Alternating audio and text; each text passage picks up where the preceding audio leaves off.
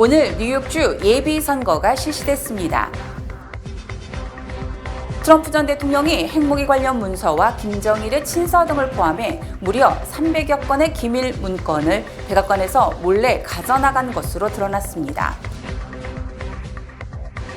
트럼프 전 대통령이 마라라고 리조트에서 압수된 문건과 관련해 FBI의 서류 검토 중단과 중립적 전문가로 별도의 검토단을 구성해달라고 요청했습니다. 뉴욕주 전역 공립학교에서 코로나19 각종 규제가 이번 가을 학기에 대부분 폐지됩니다. 이상은 TKC 뉴스데스크 오늘의 주요 소식입니다. 코비드-19이 여전히 유행 중입니다. 일상 활동을 하는 동안 우리 자신을 보호하기 위해 조치를 취할 수 있습니다. 실내에 있거나 몸이 안 좋은 경우 마스크를 착용하십시오. 백신과 부스터 주사를 접종받으십시오. 증상이 있거나 노출된 경우 검사를 받으십시오. 코비드-19에 걸린 경우 치료를 위해 의사 진료를 받으십시오. 뉴욕, 우리는 해낼 수 있습니다. 더 자세한 정보는 nyc.gov/health/coronavirus를 방문하세요.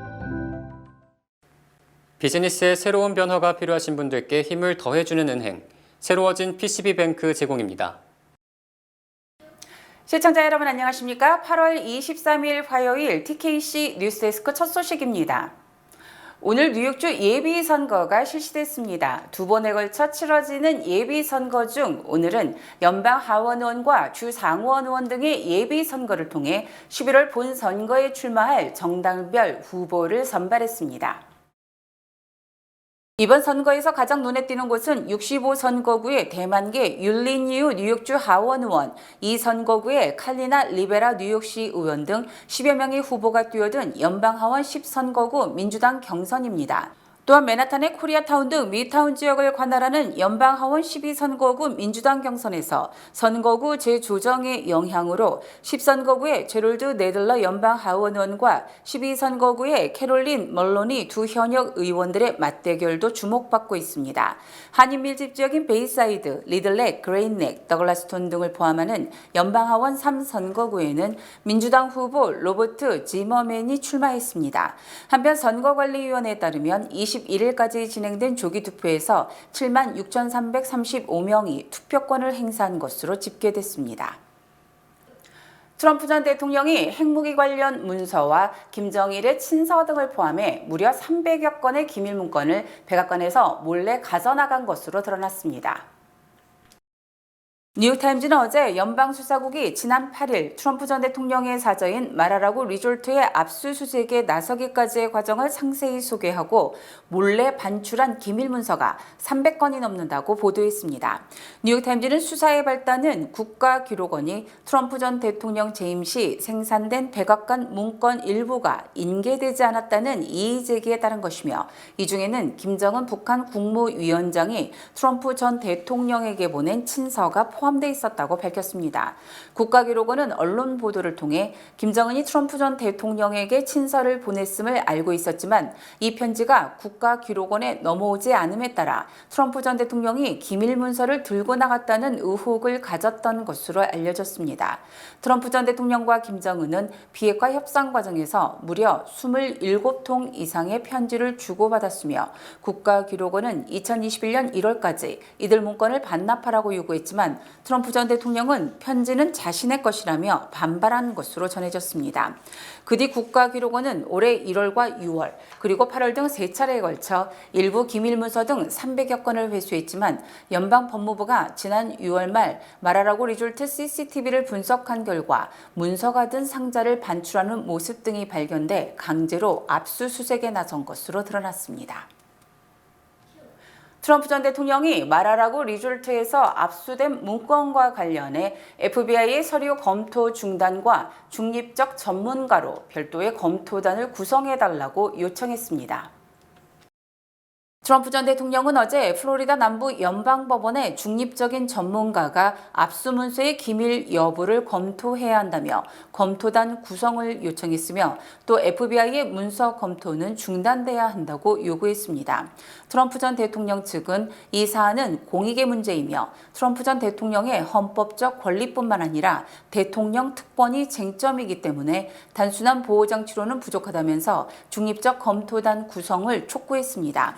또 또 브루스 라인하트 연방법원 판사는 압수수색 영장 발급의 근거가 된 선서 진술서 전체를 공개하지 말아야 한다는 연방검찰의 청원을 기각하고 민감한 부분을 편집해서 공개하라고 명령했습니다.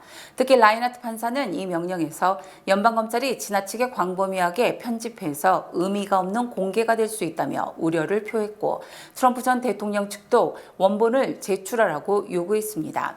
한편 연방의회 민주공화 최고위층으로 구성된 이른바 8인회가 전직 대통령 사저 압수수색은 초유의 사태로 이를 방관할 수만은 없다며 FBI 압수문건에 대한 접근 권한을 요청했습니다. 캐시 호컬 뉴욕주지사가 22일 뉴욕주 코로나19 규정을 연방질병통제예방센터가 권고한 대로 대폭 완화할 것이라고 밝혔습니다. 학생이나 교사가 감염자와 접촉하게 될 경우 격리를 권장하거나 학교에 머무르기 위해 의무 검사를 받도록 했던 규정이 폐지됩니다. 또한 교실에서 감염자가 나오더라도 학급 전체를 집으로 돌려보내지 않으며 밀접 접촉 활동에 대해서는 학교 측이 선별적으로 검사를 시행하게 됩니다. 단 코로나19에 노출된 경우 마스크를 착용해야 하며 증상이 나타날 경우 검사를 받아야 합니다. 양성 확진자는 5일간 집에 머물러야 하며 증상이 사라지면 마스크를 착용하고 복귀할 수 있도록 하는 등 확산을 방지하는 규제는 지속될 예정입니다. 호컬 주지사는 접종 권장을 위한 백투스쿨 캠페인을 시행하고 학생 1명당 1개의 코로나19 진단 검사 키트를 배포하는 등 학교생활 정상화를 위한 노력을 병행할 것이라고 말했습니다. 이 같은 규제 완화는 최근 코로나19 감염이 다소 줄어든 것에 따른 것으로 풀이됩니다. 코로나19 퇴치의 선봉장이라는 긍정적 평가와 미국 의료 시스템 붕괴의 상징적 존재라는 부정적 평가를 받고 있는 앤소니 파우치 국립감염병 연구소장이 올해 말 약 50년 만에 소장 자리에서 물러납니다. 바이든 대통령은 어제 파우치 소장이 공직을 떠나기로 했으며 파우치 소장의 전문성이 미국 국민은 물론 전 세계에 큰 기여를 했다고 공식 발표, 파우치 소장의 퇴임을 못 박았습니다. 파우치 소장도 50년 이상 공직에 봉사했으며 아직 많은 에너지와 열정이 있기 때문에 새로운 경력에 도전할 것이라며 12월쯤 은퇴할 것이라고 밝혔습니다. 올해 81세인 파우치 소장은 지난 7월 오는 2024년 바이든 대통령의 임기 말까지 연구소장직을 맡겠다고 주장했으나 너무나 오랫동안 연구소장 자리를 독점하고 있으며 지나친 욕심이라는 비판에 따라 전격 퇴임을 결정한 것으로 풀이됩니다. 파우치 소장은 에이즈 등의 퇴치에 기여했고 코로나19 대응에도 중요한 역할을 했다는 평가를 받고 있지만 초기 대응을 잘못함으로써 대규모 확산을 초래했다는 비판도 받고 있습니다.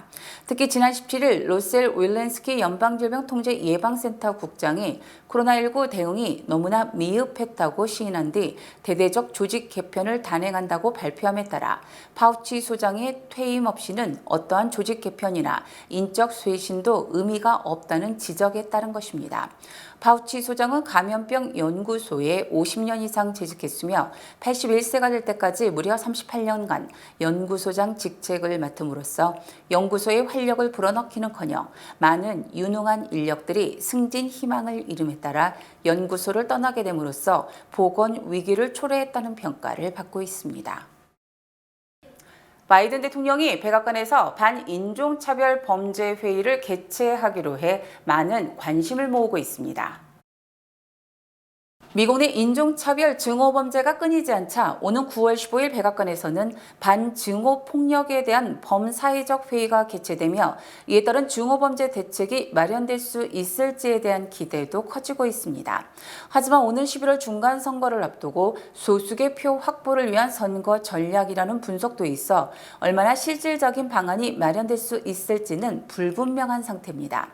카린장 피에르 백악관 대변인은 이번 회의는 증오폭력의 미국 내 부정적 영향에 대한 올바른 생각을 가진 사람들이 이에 맞서기 위함이 목적이라며 당파를 초월해 증오범죄에 맞서려는 사람들이 모인다고 설명했습니다. 참석자들에는 연방과 주, 카운티 등의 행정기관 수장, 법집행기관 관계자, 민권단체 대표, 종교와 기업 지도자, 총기폭력 예방단체 등이 포함된 것으로 알려졌습니다. 한편 미국에서는 인종차별 증오범죄가 끊이지 않고 있으며 지난 5월 흑인 밀집 지역인 뉴욕주 버팔로에서는 슈퍼마켓 총기 난사로 10명이 숨졌고 또 같은 달 텍사스주 유벨디 초등학교에서는 총기 난사 사건으로 어린이 19명과 교사 2명이 목숨을 잃었습니다. 한국전기차가 인플레 감축법상 보조금 지급 대상에서 제외된 가운데 한국의 태양광과 풍력 기업은 인플레이션 감축법의 큰 혜택을 받게 됐습니다. 블룸버그 통신은 인플레이션 감축법으로 한국의 신재생 에너지 기업이 외국 기업 중 주요 수혜자가 돼 큰 혜택을 누리게 됐다고 어제 보도했습니다. 현재 미국 태양광 모듈 시장 점유율 1위 업체인 하나솔루션은 내년부터 매년 2억 달러 이상의 새 공제 혜택을 받을 것으로 예상되기 때문에 앞으로 수년간 수십억 달러를 투자, 미국 내에 태양광 모듈 공급망을 구축할 것이라고 밝혔습니다. 또 풍력 발전용 타워를 만드는 한국 기업 CS윈드도 세액 공제를 받기 때문에 미국 내 투자 확대를 고려 중인 것으로 알려졌습니다. 바이든 대통령이 지난주 서명한 인플레이션 감축법은 탈수소와 태양광, 풍력, 배터리, 그린 수소 등의 확대를 위해 3,740억 달러를 지원하며 특히 태양광과 풍력 발전에만 300억 달러를 지원합니다. 반면 인플레 감축법은 전기차에 대해서는 미국에서 생산한 차량에 대해서만 보조금을 지급하기로 해 현대차 등은 기존에 지급됐던 보조금마저 받지 못하게 됐습니다. 현대차 자회사인 스마트가 10대 불법 고용 의혹이 제기된 데 이어서 협력업체인 SL 알라바마 법인도 아동 불법 고용으로 적발된 것으로 밝혀졌습니다. 로이터 통신은 SL 미국 현지 법인이 알라바마주 알렉산더시의 공장에 법적으로 노동을 할 수 없는 미성년을 고용해 노동부에 적발됐다며 법원 기록을 인용해 어제 보도했습니다. 노동부는 SL 알라바마 법원이 지난해 11월부터 억압적인 아동 노동력 활용, 16세 미만 미성년자 고용은 노동법을 반복적으로 위반했다고 밝혔습니다. 로이터 통신은 또 SL 측이 미성년자들을 고용, 현대차와 기아차에 납품하는 전조 등등 램프를 만들었다는 사실과 관련해 외부 인력 회사를 통해 인력을 조달해 신원을 따로 확인하지 못했다고 해명을 했다고 전했습니다. 로이터 통신은 이에 앞서 지난 7월 현대차가 76% 지분을 보유한 차체 생산업체 스마트가 10대 미성년 인력 50여 명을 고용했다고 보도한 바 있습니다. 암으로 인한 사망의 절반 이상은 술이나 담배, 비만 같은 예방 가능한 위험 인자로 인한 것이라고 CNN이 18일 보도했습니다.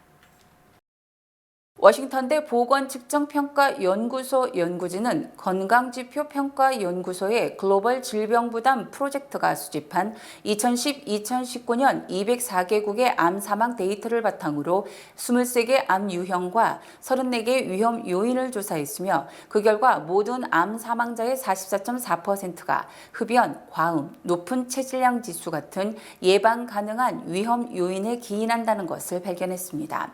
연구진에 따르면 2019년 전 세계에서 술이나 담배, 비만이 원인이었던 암이 사망까지 이어진 경우는 남녀 모두 기관지와 폐 관련 암이었으며 이와 별도로 이달 초 국제암저널에 발표된 다른 연구에서도 암과 흡연의 관계가 강력한 것으로 추정됐습니다. 한편 2019년 25세에서 79세 성인 흡연으로 인한 암 사망자의 추정 비율은 유타주 16.5%에서 켄터키주 37.8%에 이르는 것으로 나타났으며 전 세계적으로 암 사망의 상위 5개 지역은 중부 유럽, 동아시아, 북미, 중남미 남부와 서유럽이었던 것으로 조사됐습니다. 오는 24일은 한국과 중국이 수교를 맺은 지 30년이 되는 날입니다. 중국은 우리의 최대 교역국인 만큼 매우 중요한데요. 최근 미국이 중국과 선을 그으면서 우리의 입장도 난처해지고 있습니다. 정은경 기자의 보도입니다. Your journey at its most evolved in the fully electric Hyundai Ioniq 5. 미국에서 가성비 좋은 차로 평가받으며 올 상반기 13,000대 넘게 팔린 아이오닉 5. 하지만 미국 정부의 보조금 7,500달러, 약 1,000만 원을 받지 못하면서 비상이 걸렸습니다. 미국에서 조립한 전기차에만 보조금을 주겠다. 전기차 배터리에 중국산 부품과 광물이 일정 비율을 넘으면 보조금을 안 주겠다는 인플레이션 감축법 때문입니다. 중국을 배제하고 자국 산업을 키우겠다는 구상에 한국이 직격탄을 맞은 겁니다. 장기적으로 볼 적에는 당연히 미국도 배터리 업체가 생기겠죠. 한중일을 포함한 유럽, 미국 간의 경쟁으로 바뀌는 거죠. 반도체도 마찬가지. 미국의 반도체와 과학법은 미 정부의 지원을 받은 반도체 회사는 10년 동안 중국에 투자할 수 없게 했습니다. 중국에 공장을 둔 우리 기업엔 큰 타격입니다. 바이든 행정부는 중국과 선을 그으며 인도태평양 경제 프레임워크와 반도체 공급망 협력 대화, 이른바 칩4에 한국을 끌어들이고 있습니다. 중국은 노골적으로 견제합니다. 多做有利于中韩关系发展，有利于全球产业链供应链稳定的事。 신냉전이란 말이 나올 정도로 미중 경쟁은 격화되는 상황. 높은 중국 의존도를 낮추고 시장을 다변화하는 게 급선무란 지적이 나옵니다. 중국에 대한 의존성은 장기적으로 낮추는 것이 중요하기 때문에 미국을 위해서는 우리 국익에도 맞는 거거든요. 그렇다고 중국이란 거대한 시장을 놓칠 수도 없는 만큼 전략적 외교와 함께 미중 모두가 필요로 하는 첨단 기술을 확보하는 게 절실합니다. SBS 장훈경입니다. 이상으로 8월 23일 화요일 TKC 뉴스데스크를 마칩니다. 시청해주신 여러분 고맙습니다.